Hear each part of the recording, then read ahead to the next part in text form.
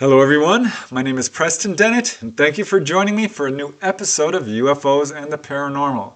Super excited about this episode. It's my favorite aspect of UFO encounters, and that is onboard UFO encounters. I love these cases because I think they have the greatest potential to answer the many questions surrounding this subject, such as who these visitors are, where they come from, and why they are here. I've got 10 cases for you today. I call this episode, We Will Not Harm You, 10 Shocking Onboard UFO Encounters.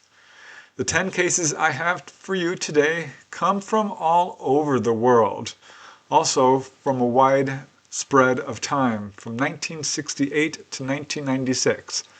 But the locations I'm covering today include Argentina, Canada, Chile, Estonia, Germany, the UK, and 4 cases from within the United States, California, New York, Ohio, and Texas. So yeah, these cases are super important. They do involve a wide variety of humanoids. So we see grays, we see human-looking beings, short little beings, mantids as well make an appearance. So definitely all kinds of ETs, all kinds of evidence, physiological effects, electromagnetic effects, landing traces, and so forth.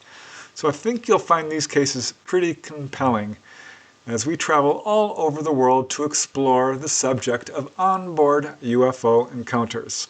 So let's go to our first case, which I call I Could Not Stop Myself. This one occurred in July of 1968 in Cleveland, Ohio. What's super interesting about this case is that it involves an entire family. Well, actually, multiple families who were taken on board. In some ways it's pretty typical, but almost every case has some unusual and unique elements. This multiple witness case allegedly involves dozens of people, though so far only one has come forward. He is anonymous, so I've given him the pseudonym Morgan. It was one evening around July of 1968 that Morgan, then about 5 or 6 years old, was asleep in his bedroom of his parents' home in Cleveland, Ohio. Also in the house were his 2 brothers, 3 sisters, and mother. He was asleep in bed when he woke up because of a bright light. Looking out his window towards the baseball field across the street, he saw a, quote, orange glowing UFO. It was sitting in the field, he said, and, as if in a trance, he found himself walking outside, not only alone, but with his whole family. They just walked up right towards this craft. As Morgan says, we went across the street in a dreamlike state. All of my neighborhood friends were there too, and their families, at least 3, coming from all directions. Everyone was calm. Morgan saw a ramp leading from an opening in the craft down to the ground, and everyone was walking up this ramp. As Morgan says, I remember walking up the ramp. I was thinking, I don't like this, but I could not stop myself from going in. Inside was still the orange glow. The next thing I remember is there are many different small rooms. There's medical equipment in my room, and 3 to 4 small beings, things, doctors, all with their backs to me. They had aprons on, medical masks. I remember this because their clothes reminded me of a hospital. I don't remember how I got up onto the exam table, but when they turned around, I started screaming. They had big, dark, almond-shaped eyes. So weirdly, Morgan says he could not hear himself screaming, but he feels that somehow the ETs perhaps muffled it. The next thing he recalls is being physically examined. As he says, 1 or 2 started working on my left knee, and another 1 or 2 were up by my shoulders. I remember telling myself, they're doing something to my knee. I could feel something going under the kneecap, right where they were just touching and poking for a spot. This long, large machine started coming down from the ceiling towards my left eye. The machine was now so close to my eye, it was going to go in. I don't know if I fainted, but the next morning I woke up and told my sister and brother about this weird, quote, dream I had about the UFO and what it did to me. As I'm telling them, They said that they had the same exact dream about the orange glowing UFO being across the street and walking to it. I looked at my knee, and there was a healed scar there that wasn't there when I went to bed. They had healed scars in different places than I that weren't there when they went to bed too. So did our friends. I have always remembered this. And there was more, because following this event, per Morgan, the grass never grew in the baseball field where he had seen this craft landed. In fact, it was the only spot that never had to be mowed. It always remained only dirt with no grass. Now, years later, still remembering this, now in his 40s, Morgan asked two of his sisters if they remembered that day. And, of course, they did. They then compared their scars, which had a triangular shape. And as Morgan says, I certify that this is 100% truth to the best of my ability and memory. An amazing case. I don't think it's been professionally investigated, which is quite unfortunate, because if you could get all those witnesses together, that case could really probably have a whole book written about it. So amazing to me how many people are having these experiences. So now let's move to New York. This is a really compelling case. I call this one Pregnant Woman Taken. This occurred on January 17, 1970 in Westbury, New York. The witness provided a very detailed first-hand account. ETs do seem to show a very strong interest in reproduction, and we definitely see that in this case. But there's also some really unusual details, particularly an unusual electromagnetic effect, I guess you'd call it, that I very rarely hear in these kinds of cases. This very strange case first appeared in the September 1994 issue of Fate magazine as a first-hand article written by the witness herself. The witness is Barbara Kent of Westbury, Long Island, and she was 8.5 months pregnant with her first child. At this stage in her pregnancy, she had some trouble moving around and sleeping. It was just after 11:30 p.m. on the evening of January 17, 1970, Barbara was watching the beginning of The Tonight Show, waiting for her husband, who was a night shift city police officer, to come home before going to bed. Suddenly, she says she heard a strange, high-pitched beeping noise, seemingly coming from the television. As Barbara says, I watched the first minute or two of Johnny's monologue and was greatly annoyed by the beeping and the prospect of eventually having to get up and investigate. My next memory is of lying uncomfortably on my back in a very dark and cold room. I blinked my eyes because my sight was blurry, and I tried to make some kind of noise, but was unable to. I could not even move my lips. Now, Barbara says that the entire room that she was in was bathed in a red light which came from a single source above her head. She could barely make out a few shadowy figures standing around her, and one said, "You'd better hurry, she's starting to come up." Another voice replied, "I'm finishing up right now." Now, Barbara reports that she wasn't terribly afraid, and she assumed at first that it was a strange kind of waking dream. She tried to look at one of the figures, but he placed something over her face and she lost consciousness. And as Barbara says, I woke up in my bed in a freezing sweat. My feet were cold and dirty. I tried to jump up, but I couldn't, so I slowly rolled off the bed and waddled into the bathroom. My stomach was as hard and as cold as ice. There was a drop of blood on the front of my nightgown over my stomach, where there also seemed to be a cold spot. So she lifted up her nightgown and examined her body, and to her shock, there was a small puncture similar to a child's tuberculin test. She looked at the clock. It was now 2:15 a.m. In the living room, the television and the lights were all still on, and she reports, of course, that she never went to bed without turning off the TV and the lights. So that was weird. She was a little frightened by this fact, and when her husband came home, she revealed the whole story. He told her that she just must have fallen asleep and had a nightmare. But she didn't think so. And it was 3 days later that she went to the doctor for a pregnancy checkup, and he immediately noticed this little puncture spot on her stomach and was puzzled. And he asked her, "We didn't order an amniocentesis on you," which of course Barbara denied. so the doctor just passed off the wound as a sort of strawberry mark. However, as Barbara says, this mark never went away and is still present to this day. Her baby was born 3 days later and was, says Barbara, quote, a very, very difficult birth, a double footling breech. So Barbara just pushed this dream into the back of her mind and continued with her life. 5 years later, she was sitting in their new home in Dix Hills, New York, when she heard this same strange beeping sound coming from the television. And she was instantly transported mentally to that night 5 years earlier. Suddenly she remembered what had occurred during this apparent missing time. As Barbara says, the television set was on, just like it had been that night, only now I remembered the beeping getting louder and louder and a man's face appearing on the screen and talking to me. He had said, "Do not be afraid. We will not hurt you. Do not be afraid." It was what is recognized as an alien face today, but back in those days it was grotesque, unlike anything any of us had ever seen before. So she told her husband what she remembered and that she thought it was an extraterrestrial. He was incredulous. However, Barbara wasn't quite finished with her story yet. She also recalled that after she was, she believes, taken, one of the examining ETs asked her if she knew how the child had gotten inside her. As Barbara says, they thought it amusing that I had a baby inside of me. At that point, still on this craft, allegedly, apparently, she began screaming.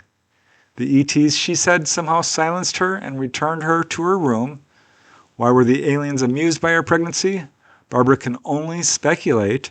As she says, if the aliens are nocturnal creatures or come from a planet with a red star, that would account for the red light. If they are reptilian or do not bear their young live, that would account for their being amused by the baby being inside of me. So she's just speculating here. But former MUFON president John Schussler was impressed by the case, and he included it in his groundbreaking catalog of physiological effects resulting from onboard UFO encounters. And as he writes, on January 17, 1970, a pregnant woman was abducted from her home in Westbury, Long Island, New York. She was returned with a mark on her abdomen, like that from an amniocentesis test, marked with a spot of blood on her gown.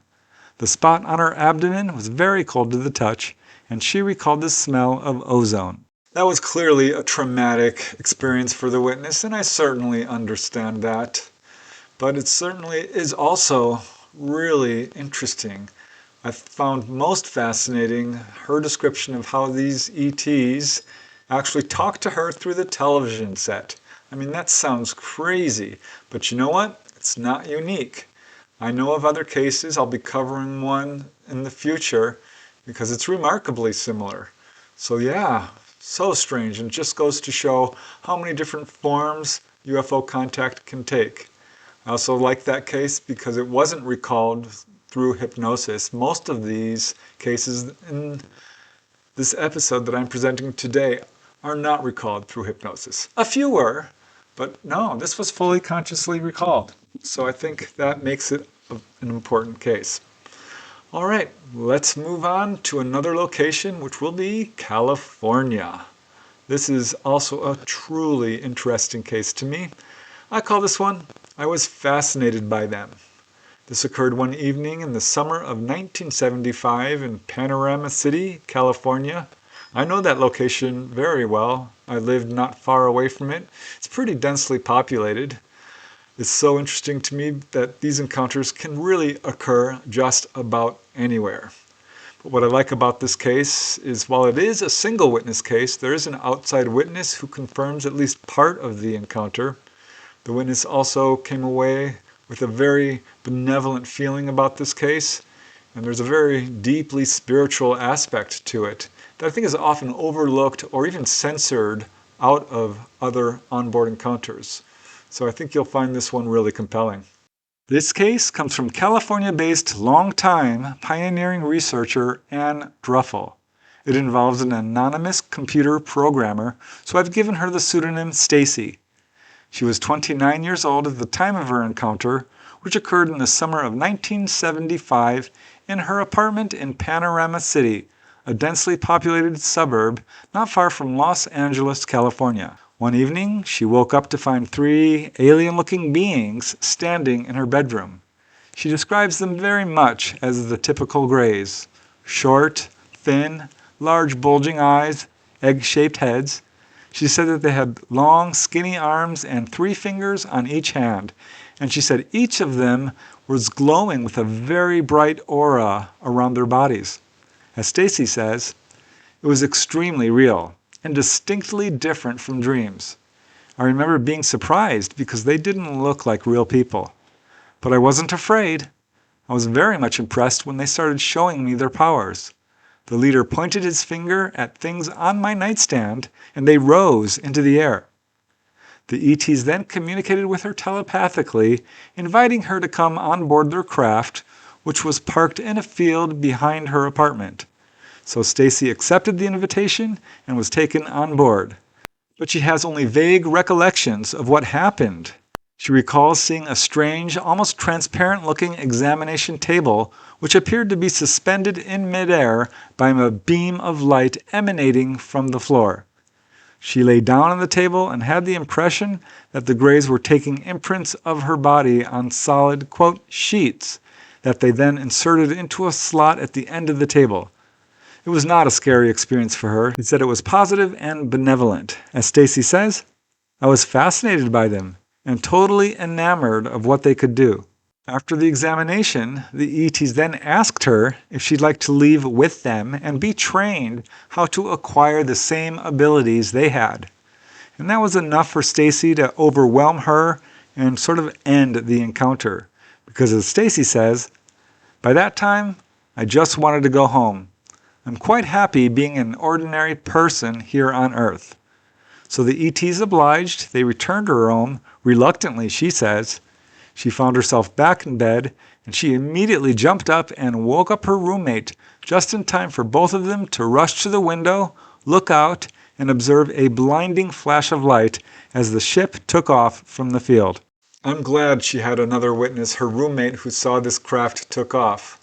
But how amazing is that? Can you imagine being invited by the ETs to go live with them, temporarily or permanently? I don't know. But to learn all the knowledge that they know, I'd be hard-pressed not to take that invitation.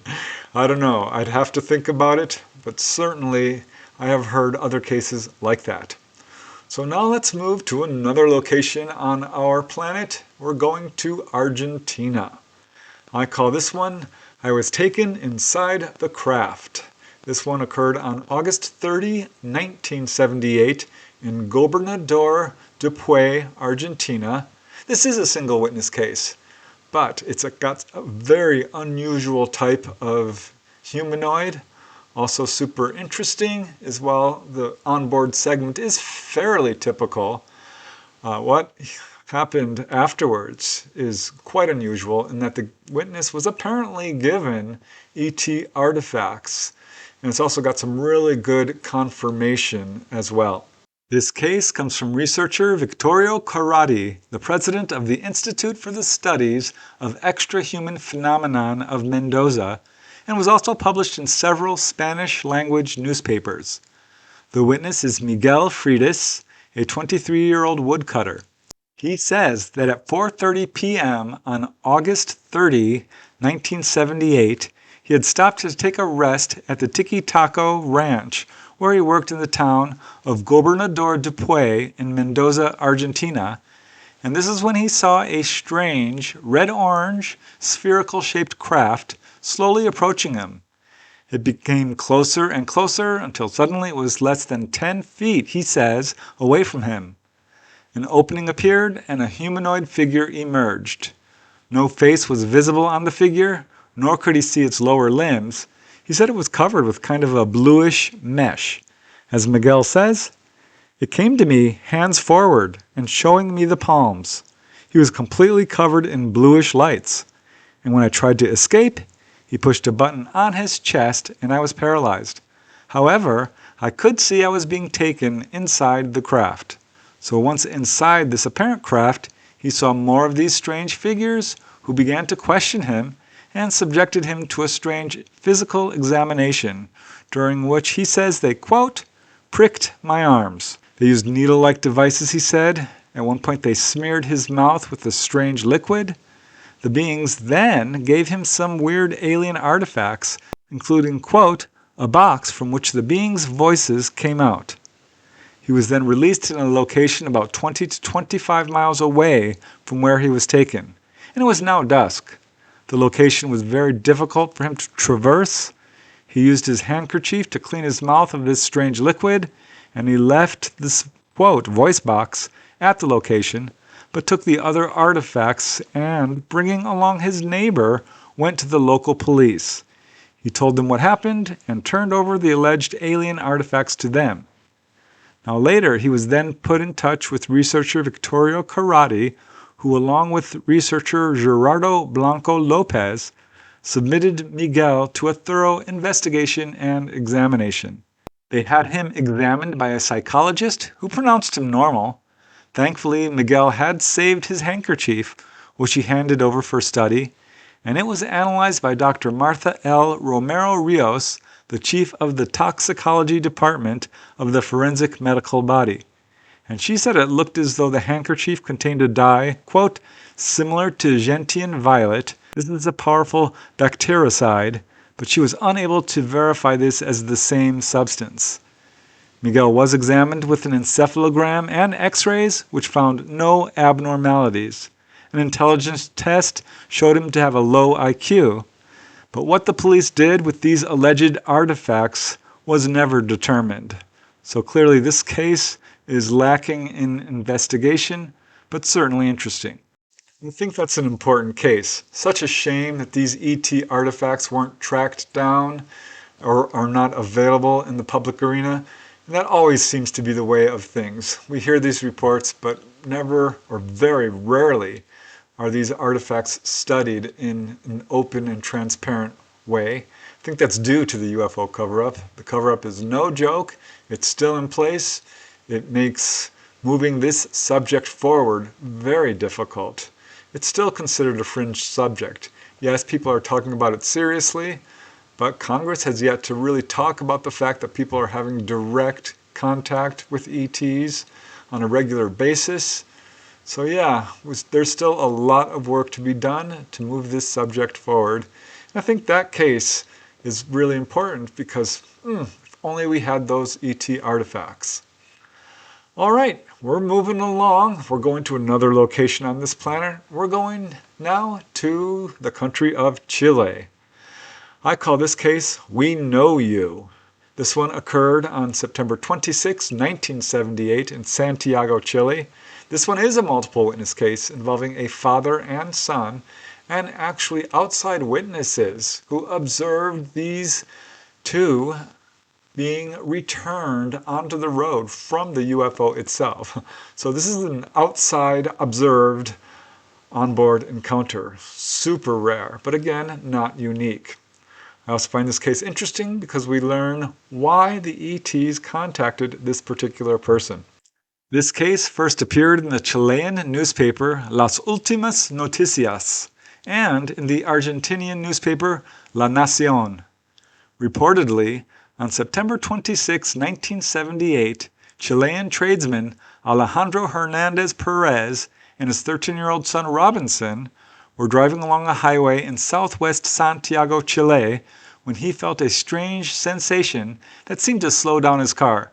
Suddenly, a disc-shaped object appeared over their car, and as Alejandro says, suddenly, on poking my head out of the car's window, I was surprised to see that a strange engine had stopped just over the car. A kind of lock gate started to open up in its underside, and the car suddenly began to vibrate and started to rise the same way as a lift does. Without knowing what to make of it, we remained paralyzed until we found ourselves inside the flying machine. Now, Alejandro says that immediately 5 or 6 human-looking figures, each about 5 feet 9 inches tall, each glowing with, quote, intense luminosity, each wearing metallic-looking jumpsuits, appeared around the car. He said that they were so bright it gave them an almost, quote, hallucinatory aspect. Immediately, he heard a clear, foreign-sounding metallic voice say, "Child, get out." They both heard this voice, he and his son. Needless to say, 13-year-old Robinson was overcome by fear, and he says that he was forced to leave the car. Now, per Alejandro, his father, Robinson lost consciousness, and he watched as the ETs placed him into a kind of box. The ET then said, "Alejandro, get off the car." He was shocked that they knew his name, but he exited the car.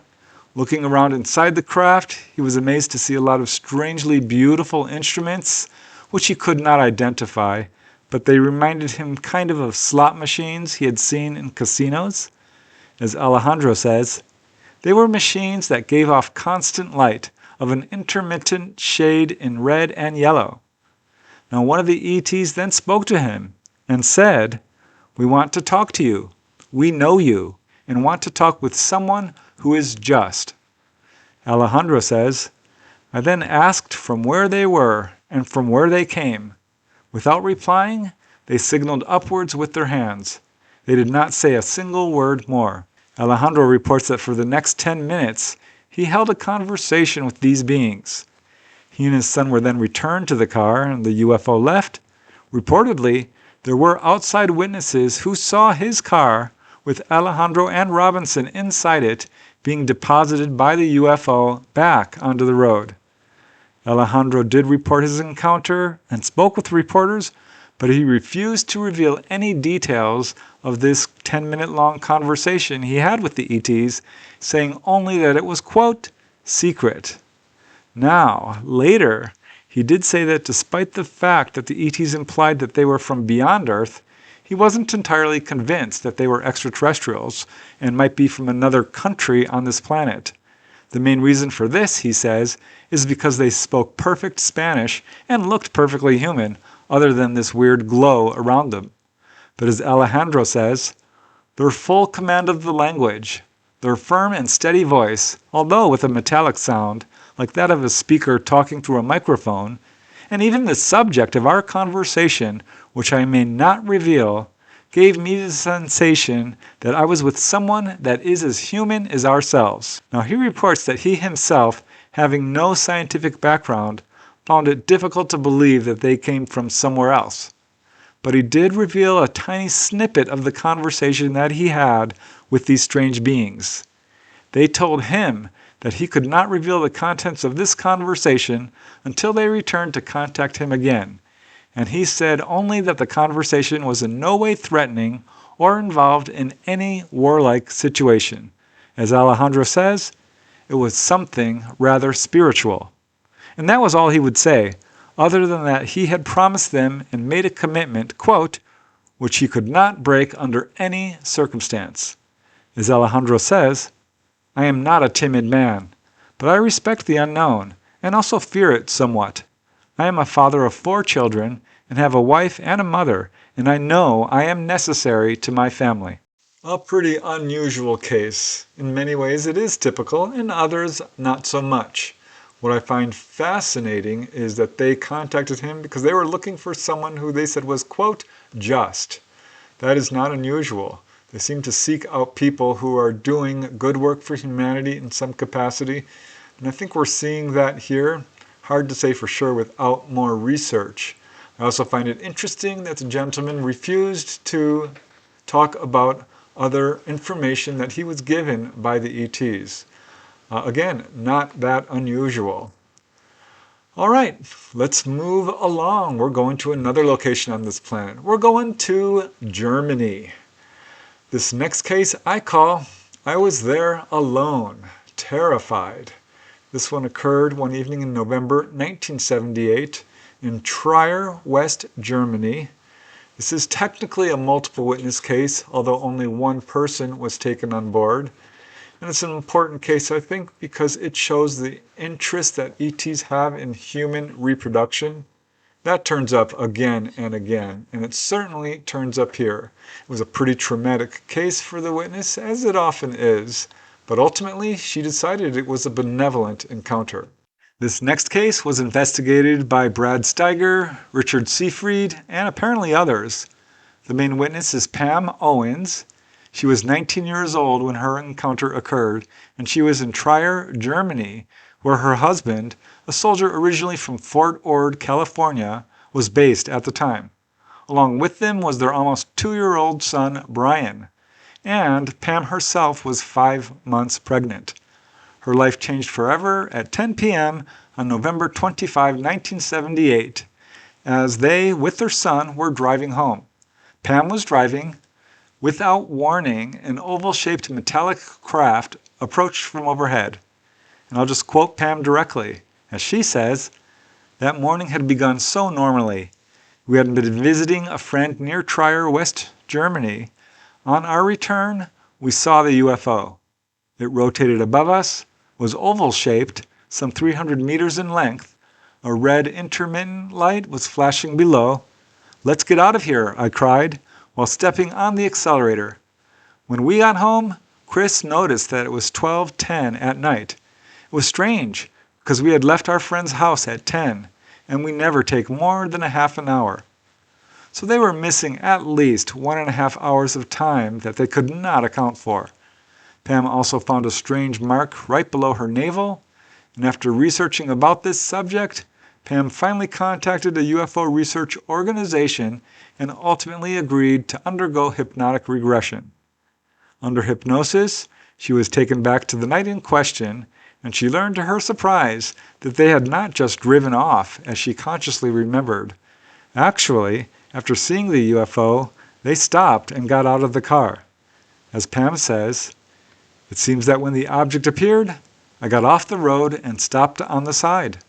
My husband and I got out of the car and held Brian, waiting. Strangely, we had no fear. The next thing I remember is lying on a table in some kind of small room with a low yellowish light. The walls and the ceiling formed one unit without edges or corners. Only 1 second before, I was standing by my husband Chris's car with my 20-month-old son, Brian, looking in amazement at a strange object that was approaching. But I was there alone, terrified, paralyzed, without being able to move arms or legs, only the eyes. I lay on the table looking in fright at the two beings that exceeded anything I could have ever imagined. They were bald, their craniums were enormous. They had enormous, very deep-set eyes. A greenish skin covered the body. It seemed rough, like the wrapping of a mummy. They had 4 fingers on each hand, and they were double as long as human fingers. She said the beings had very tiny noses, straight lines for a mouth. They were tall. She estimates about 7 feet. But Pam immediately cried out, "Where is my son?" One of the ETs replied in a thin voice, "We are taking care of him. Everything is all right." Pam asked them not to hurt her husband, and the ETs repeated, "Everything is all right." As Pam says, "I calmed down. 2 strange creatures appeared. One told me all would be fine, but did not move its lips. They lifted my shirt and touched me as if trying to determine the size of the baby and its position. Then I saw the needle, some 8 centimeters long. In one of those hands was a needle, ready to enter my pregnant womb. I got scared and cried out, 'No, no, don't hurt my baby.' One of them inserted the needle just above my navel." Now Pam says that as the beings touched her, she became dizzy, she felt ill. As they inserted the needle, she felt some pain and nausea, and she became unconscious, or was unable to remember anything else. But as Pam says, "Then I was by the car, holding Brian in my arms. The UFO was leaving." Now these hypnosis sessions were recorded, and they were later sent to Colonel Charles R. McQuiston. He's the co-inventor of the PSE, the Psychological Stress Evaluator, the precursor of the modern lie detector test. And after listening to the recordings, McQuiston was convinced by Pam's story. As he says, "This is one of the strangest stories I've heard in my life, but it is evident that she is telling the truth." Now, while Pam admits that the experience was frightening, she ultimately believes it was a positive experience. As she says, "I feel those creatures were friendly, wherever they may have come from. 4 months later, my daughter Kelly was born, perfectly normal. Brian, who couldn't talk when it all happened, doesn't seem to know what occurred that night. That is one of the few cases in this compilation that does involve the use of regressive hypnosis. But again, you can see that this case would stand up without using hypnosis because there was an hour and a half of missing time. There was an outside witness. There were physiological effects. So clearly something really profound happened. I've said this before, but each single case adds to our knowledge of what's going on here. So all cases are important, and these onboard cases have such great potential to teach us so much.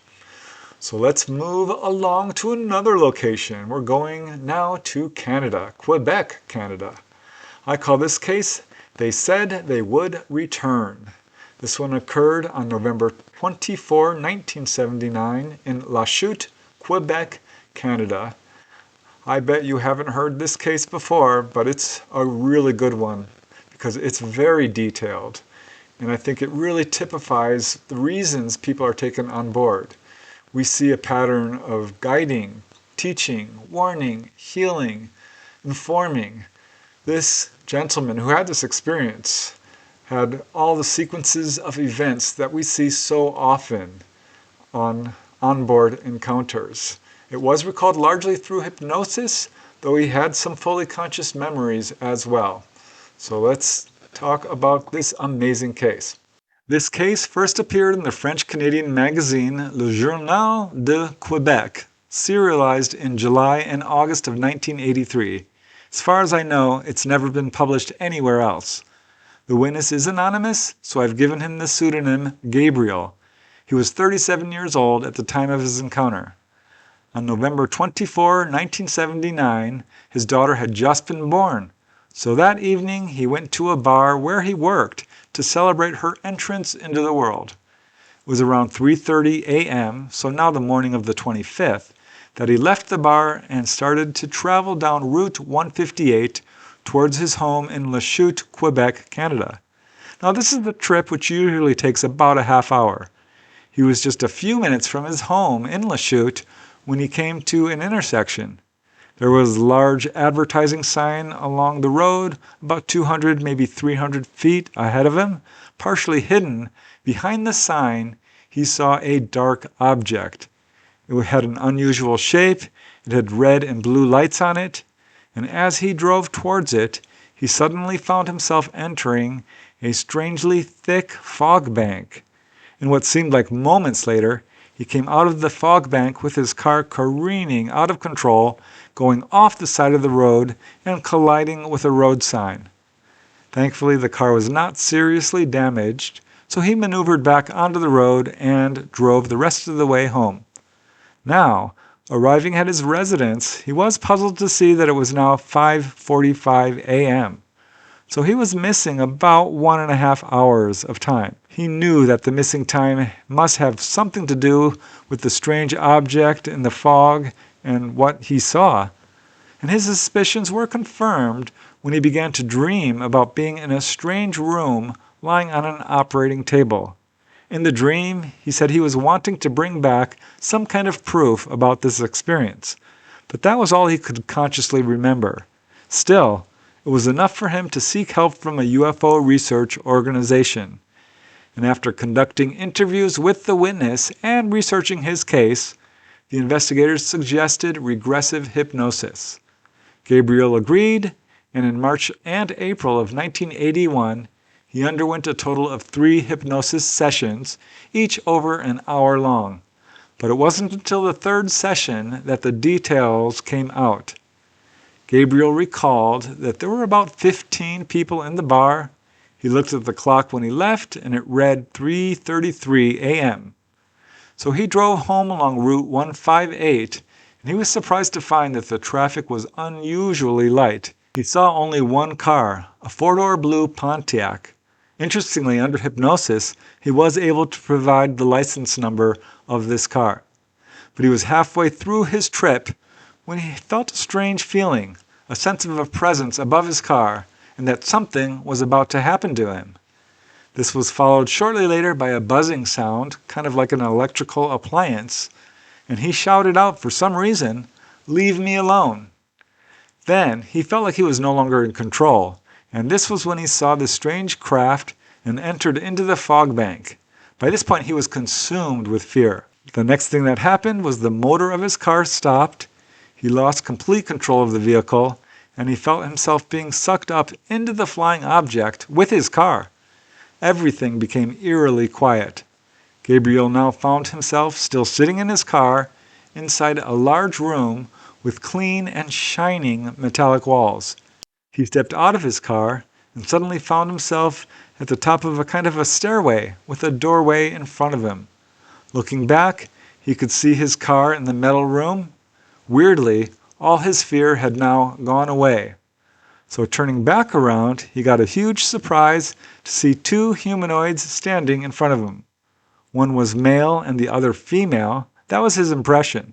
He said the female did not have breasts, but he had the impression she was female because of the bone structure of her shoulders. He said that both the figures had a kind of gray, greenish skin with a rough texture, large almond-shaped eyes, and well-built bodies with large shoulders. They had 5 fingers on each hand and were pretty much human-looking, except that their eyes were far larger than our own. Now the beings did not speak verbally, but somehow Gabriel was made to understand that he was to lie down on a table that he saw just a few feet away. He had the impression that he was in some sort of operating room. He was very calm, and he felt that he could trust these beings. After he lay down, the beings attached about 13 devices to his body, very much, he said, like instruments that are used for an electrocardiogram test. They then took a skin sample by scratching under his left ear, and before long the examination was finished. Now, as he had remembered in his dream, he felt that he had allowed himself to be examined like a guinea pig by these beings and that he deserved some sort of compensation. So he decided to try to bring back proof of his experience, and he quickly grabbed a small square of metal about 3 by 5 inches, resembling stainless steel, and he tried to secret it on his person. And as he was leaving the room, the beings detected the object and told him that he could not bring back objects that did not belong to his dimension. This caused a minor dispute. Gabriel wanted to inspect the rest of the spaceship, but this request was initially denied because the male figure became, quote, unfriendly. But the female proceeded to show him around the craft anyway. She took him to what appeared to be a control room. There was nobody in it. That surprised him. He saw a circular wall with what appeared to be push buttons, what looked like radar screens. In the center of the room was a column, pale brown in color, which appeared to have 8 kind of hand grips on it. And he was told that 7 of these grips controlled different functions of the craft, and the 8th one controlled the 7 other grips. He did see a porthole in the wall, and looking out, he saw the exterior of the craft, which appeared to consist of tiles the size of a double bed fitted tightly into each other. The craft he was in appeared to be docked to a much larger craft, which looked to him to be about the size of Montreal's Olympic Stadium. So huge. He was then taken from there into what appeared to be the engine room. He saw what looked to him like 8 magnetic rings placed at intervals around a central column. The magnets had what looked to him like turbines. He was told that the craft was powered by magnetism and free energy. Finally, he was led back to his vehicle and told to get into the car so he could be returned to Earth. They told him that he would hear a countdown from 10 to 0, and he should start the car and press the gas pedal, at which point a door would open and he would be placed back on the road. And this is what happened, except that once he was on the road, he found that he was not perfectly aligned with it, and, as he had consciously recalled, he lost control and struck a traffic sign. Now at this point, the 2 beings, he said, apologized to him and told him that they would return. And that was all Gabriel could remember. And if the beings ever did return, Gabriel did not talk about it. I really do wonder if the ETs returned as they said they would. That's often a detail that comes up, and of course we don't know if they did or not, but there's all these details in that account that really make me think it's true. I was particularly struck by the gentleman's description of there being a central column in the craft. Many witnesses describe this. It's a very consistent feature, and yet it's still not super well known. But there's all these other little details that really, I think, make me believe certainly that this is an authentic case. All right, we're moving along now to Estonia. It's amazing to me these cases are taking place all over the world. I call this one, We Will Not Harm You. This one occurred on May 14, 1990 on Saaremaa Island in Estonia. And this case involves apparently human-looking ETs. This is an unusual one. Yes, she was physically examined, but the purpose of the whole encounter seems to be more about having a conversation with this witness. And it's a very benevolent encounter overall. I think you'll find it fascinating. This next case comes from Hans Hansovic Rosik and K. Vitaliev and was published in Albert Rosali's book Humanoid Encounters, The Others Among Us, the 1990 to 1994 issue, and in a few other places. It's a very unusual case involving what appears to be human-looking ETs. It took place on May 14, 1990 on Saaremaa Island, Estonia. This is just northwest of the mainland. It was about 15 minutes before midnight, and the main witness, Vinbe Hari, age 51, was at home with her 15-year-old son Unar, who was sleeping. Vinbe was waiting for her husband to come home after working in the fields, and this is when she heard the door to her house open and assumed that it was her husband. But it wasn't, because turning around, she was stunned to see a man unfamiliar to her. He was very tall, more than 6 feet.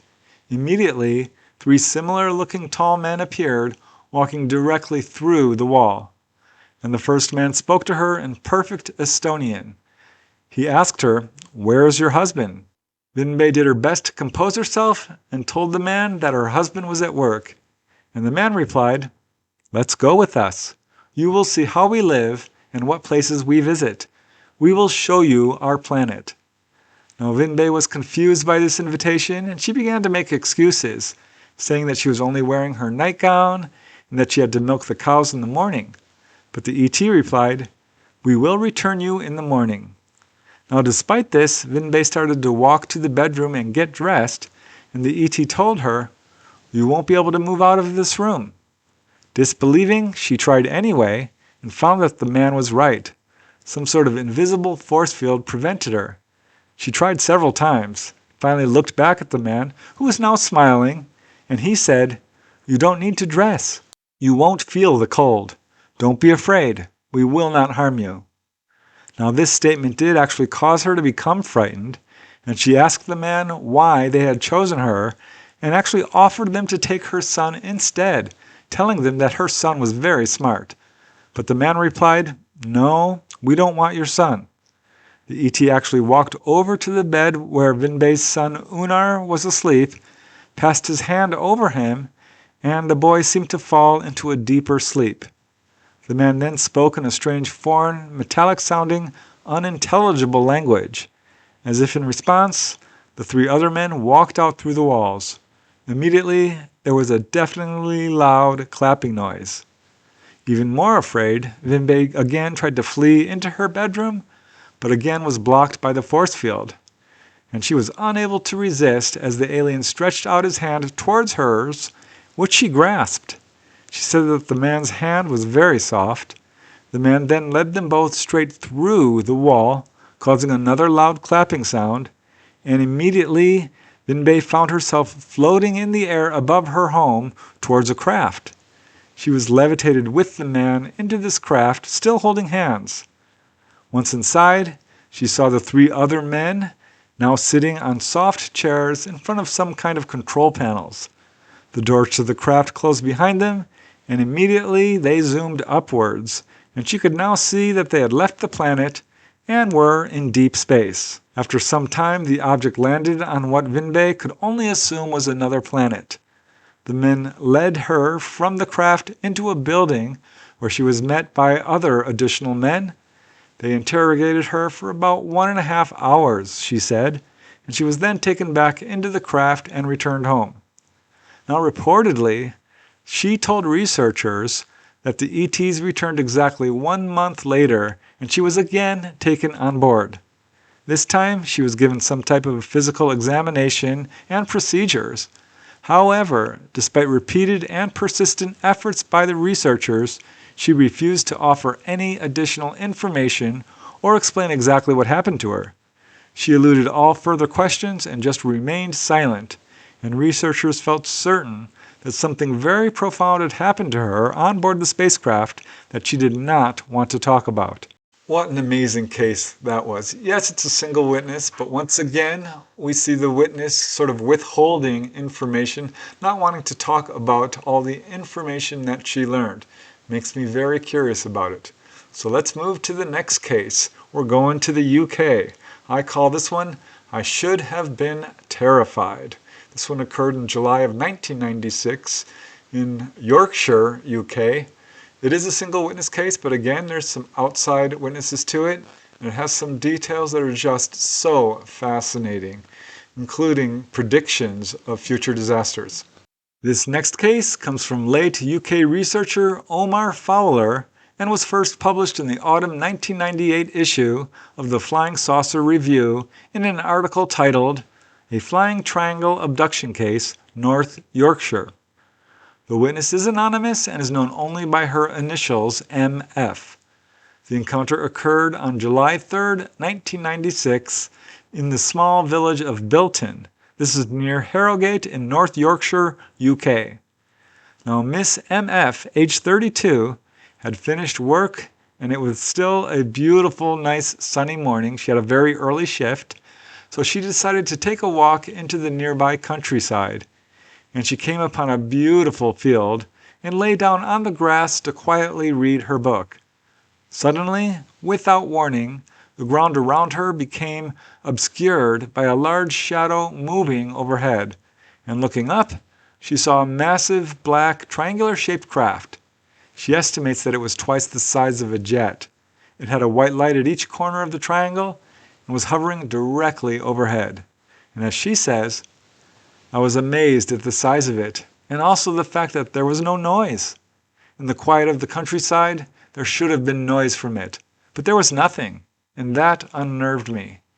There were 3 lights on the triangle, but there was also other lights near it, which kept on flashing away. Now before she could react, the craft emitted a beam of blue light which struck her body, and as she says, the next thing, I felt that I was going upwards, very, very fast, and I felt really sick. My nose was hurting, and I'm scared of heights. I couldn't see anything. I was going up so fast and just seemed to black out. The next moment, I was in a strange building. Everything was very bright white, so bright I couldn't see anything. And there was a funny smell to it. I couldn't see much because it was so white. I felt that I was laid on something, but I don't know what it was.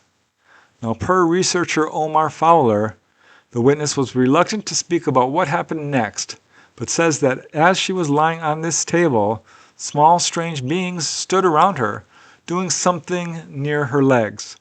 She was unable to see or feel anything, but she did get a good look at the beings, which she describes very much like tall gray aliens, but a little different. As she says, I know that people see these drawings of aliens on t-shirts and things, but these weren't like that. They had black eyes. There was no whites to their eyes. They had no eyebrows, no eyelashes, no cheekbones, no ears, no mouth, or any facial hair, or anything similar to our own skin. It was just one skin tone, a translucent white. I couldn't see any pores, any hair, any bone, or anything. There was a taller alien. He seemed to be in charge of the others and looked the same as the others, but he was about 6 feet. I say he. It? I don't know what it was. He stood over me and then stared into my eyes, and I got this feeling of euphoria and happiness, which is odd. I thought that we could communicate because I'm sure that he could see what I was seeing, and I had a feeling that I should be at peace, which is not a normal reaction. I should have been terrified. That was the last thing I remember. So now, waking up, she found herself back in the same field, but in a slightly different spot from where she had been taken. The book she had been reading was sitting on a hedge, the watch she was wearing was stopped, and she had a rash on her arm. Arriving home, she saw that 5.5 hours had passed. Also strange was that when she returned home, her dogs behaved in a very unusual way. As she says, "I've got 5 dogs. The dogs reacted strangely to me. Instead of coming up and jumping all over me like they normally did, they were like whimpering and cowering away and sniffing all the way around me." So she also reported feeling physically ill and somewhat mentally traumatized. As she says, "I had an awful headache and nosebleeds. I thought it was like some kind of dream, but I've kept having really bad flashbacks, and I just felt really ill." So she told researcher Omar Fowler that this was actually not her only encounter. As a 6-year-old child, she started having strange visitations, and since then, she had seen a number of UFOs, most of which she said appeared to be cigar-shaped. She says that there have been other consequences of her encounter. She does recall being shown scenes of devastation on Earth and had mental flashbacks of seeing cities being destroyed. She also noticed an increase in her own artistic abilities. She became very interested in the powers of healing and in environmental issues. She also did have what she believed was an epileptic fit and has developed chronic fatigue syndrome. But finally, as Omar Fowler says, and I quote, "I believe that the latest event has a rather bizarre twist. Apparently, she was in bed with her partner when she was abducted in the middle of the night. He woke up to find that she was not there next to him. He presumably went to sleep again because the next thing, plunk, and she was returned back to her bed. Her partner woke up and accused her of sneaking off to see another man in the middle of the night and consequently walked out." We see many prominent patterns in this case that we see over and over again: encounters in early childhood, warnings of future disasters, and all kinds of things like this. So yeah, an important case. And now we move to the last and final case. We're going to Texas. I call this one, "This Thing Was Not Human." This occurred one evening in June 2004 in an unnamed location in Texas. It is a single witness case. This witness is unsure whether this was a dream or not, but given the details that he described at such a young age, I think this is probably a legit encounter. You can certainly make up your own mind about it, but it's absolutely fascinating. This final case involves a boy who was only 8 years old at the time of his encounter. He is anonymous, so I'll just call him William. He was living at his family's home in an unnamed town in Texas. Now, he still questions the reality of his experience, admitting that it could have been a dream, but at the same time, he wonders if it was real. And in fact, it took him 17 years to report it officially to MUFON. And as William says, "The experience happened when I was asleep. Everything is in the frame of, it was a very vivid dream, and I swear I don't know if it was a dream or real, but I do have this in my memory, and I have no reason to make it up." So at this time, he had never heard of aliens or UFOs and really didn't know anything about them. As William says, "It was a very normal day as a kid. I rode my bike that day and was tuckered out, so I went to sleep. That night is when I had a, quote, nightmare. I woke up and everything was blurry. And I was being operated on, it seemed like. The lights in the room were coming from the wall, like if the whole wall were a dim light. Then, staring me in the face was a being, which I call the surgeon, because he looked to have a mask on, and all I could see were his eyes. But then I took another look, and he had a small mouth and huge black eyes. He had a big, wide head. His eyes were almost on the side of his head, long and wide. He had a doctor vibe to him, and I was freaked out, because this thing looking back at me was not human. I looked around the room more, and I saw another being that looked like a mantis. I'm not even kidding, a mantis, green and skinny. I call the mantis one the overseer, because it was just him in the room with me and the surgeon. Now what happened next was the most unpleasant part of the experience. William believes that the ETs took a genetic semen sample, and as he says, it wasn't right, because I was young, and I hadn't gone through puberty yet. But William describes what happened next, as he says, "Then I sensed another third presence that was directly behind me, above my head, that I couldn't see at all. I couldn't believe what I was seeing, but again, I thought I was dreaming." Now the last thing William remembers was the being speaking to him telepathically, saying, quote, "Don't worry, we will return you home." And his experience ended there, and the next thing he knew, it was morning. And as William says, "I remember thinking, oh great, I was abducted by aliens, even though I had no knowledge of them before. I was an 8-year-old kid that just liked bikes and video games, and I never heard of mantis aliens from anywhere. It was a vivid dream of alien abduction, a very vivid dream about insect aliens, even though I didn't know or even think about aliens." So there you go, 10 cases from all over the world, all onboard encounters, only a few involving the use of hypnosis, many of them providing amazing answers as to what's going on here in terms of who the ETs are, why they're here, where they come from, and so forth. So yeah, these cases dive to the very heart of the UFO phenomena. They are far more numerous than most people have any idea of, and I think they represent the cutting edge of UFO research. They're very important. It's time we take them seriously. So thank you all very much. I truly appreciate you guys tuning in. I hope you learned something. I hope you found it entertaining, but I absolutely do appreciate you guys and for you supporting my channel. And yeah, such an amazing subject. There's so much more to it. That's it for now. Till next time, keep asking those hard questions. Keep searching for the truth. Most important of all, keep having fun. And I will see you next time for a new episode of UFOs and the Paranormal. Signing off.